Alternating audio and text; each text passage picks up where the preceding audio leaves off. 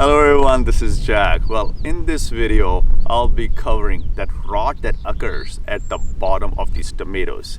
And usually what happens is that the bottom end or the blossom end of the tomatoes has this black spot. And that's why it's called blossom end rot. And it can occur at any growing stage of the tomatoes. It can even occur to the mature tomatoes as well. And usually occurs in the first set of tomatoes that you get in the season. However, it can also occur later on as well. And there are many chatters online why it occurs. It is due to inconsistent watering, calcium deficiency. So we'll be talking about all of those. Now, I don't have any bias or agenda, so I'll be giving you accurate information on everything you need to know about blossom end rot. And this is what it looks like. So the bottom part of the tomato is rotted out, and it's still good eating though. You know, some people just throw it out, but you can cut it off and still eat the tomato. So this tomato is still ripening up, is still getting its color, and it has this end rot, and it's caused by calcium deficiency. And you can look at this one as well. Now let's get one fact straight. Blossom end rot is caused by deficiency of calcium in the tomato plant, especially in the fruit. Now, I didn't say deficiency of calcium in the soil. I said deficiency of calcium in the plant. So your soil could have enough calcium, but the tomato plant is not able to absorb calcium. And the very first reason for that is insufficient watering. Now, you could be watering your tomato plants too much, or you could be letting them dry out. The calcium is only entered into the tomato plant via the roots with proper moisture. So water is a gateway of adding nutrients into the plant. So if the soil dries out and the tomatoes are hanging on the plant and they're growing, and there's no way for calcium to enter into the plant, and that will cause blossom end rot.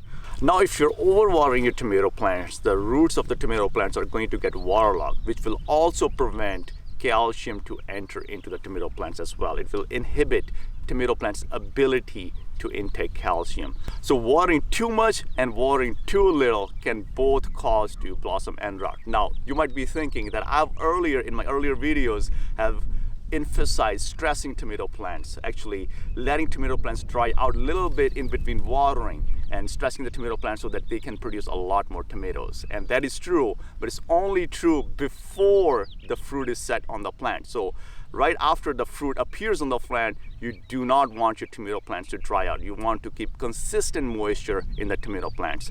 The stressing out of tomato plants is only to encourage the tomato plants to produce fruit. So once the tomato plant has flowers and is starting to produce fruit, you don't want to stress out your tomatoes as well. So there's no contradiction there. I just wanted to clear that out. Also, never water the tomato plants from top down. Do not get the foliage of tomato plants wet.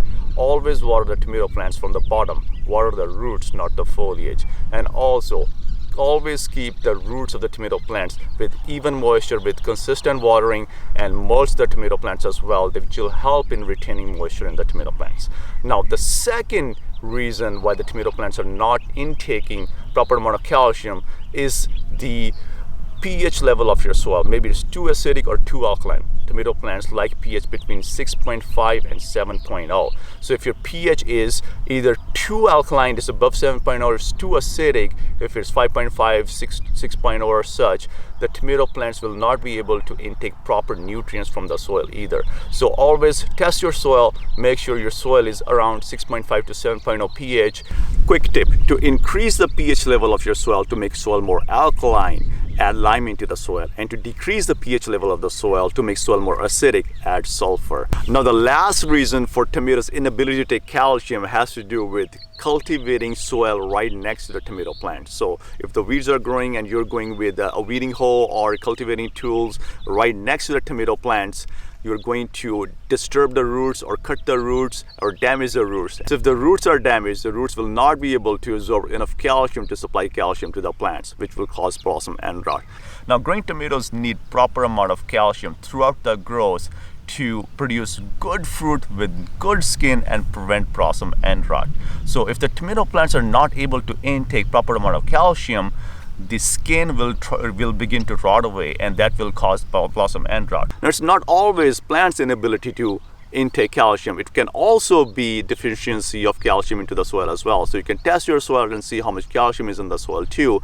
However, if you have clay soil, that's probably not going to be the reason. If you have loamy soil, sandy soil, in which fertilizer moves rather quickly into the soil, so that could be the reason that you're having blossom end rot, is the deficiency of calcium in the soil. Now, there are various ways to add calcium in the soil as well, and one of the best ways to add calcium is natural ways, such as using eggshells, oyster shells, bone meal. But if you're going to approach this method, you need to crush oyster shells and eggshells very finely and then add it into your garden in fall. So in early winter or in fall, before you actually get into spring and start planting tomatoes, because the eggshells and oyster shells need enough time to break down into the soil to release calcium. If you start adding eggshells into the soil while the tomatoes are growing, that will not make any difference. Now, another way to add calcium to the soil is adding lime, which is calcium carbonate. And be careful about doing that. Like I said earlier, it can also raise the pH level of your soil. So if your soil is already too alkaline, if your soil is like, let's say 7.0, and if you add more lime into the soil, it'll make it more alkaline, which will cause tomato plants stressed out because they are not able to intake proper nutrients because of imbalance of pH as well. Now, there are other ways to add a lot of calcium to the soil, such as gypsum. Gypsum is 22% calcium, and people have also talked about adding Tums, which is also calcium carbonate. You know, we take Tums when we have acidity. So people have used Tums. I haven't personally used Tums because there are lots of other additives into the Tums as well, such as coloring, sucrose, and there's lots of other stuff that we humans can consume, which is not going to harm the plants if you add it into your soil. However, I don't like to add stuff into the soil that doesn't belong there. And since we're certified organic, those ingredients are not compatible with organic gardening, organic farming. And another reason is that adding Tums is not economical. Tums cost a lot. And I can basically add gypsum into the soil or lime into the soil because we have naturally acidic soil, and that is much more cost effective than adding Tums. And there's no point in using fungicides, pesticides, insecticides on blossom end rot, because as we covered, the issues concerning blossom end rot has nothing to do with fungus, pests, or insects. So refrain from using those products to combat blossom end rot. So here you go. This is how you fix blossom end rot.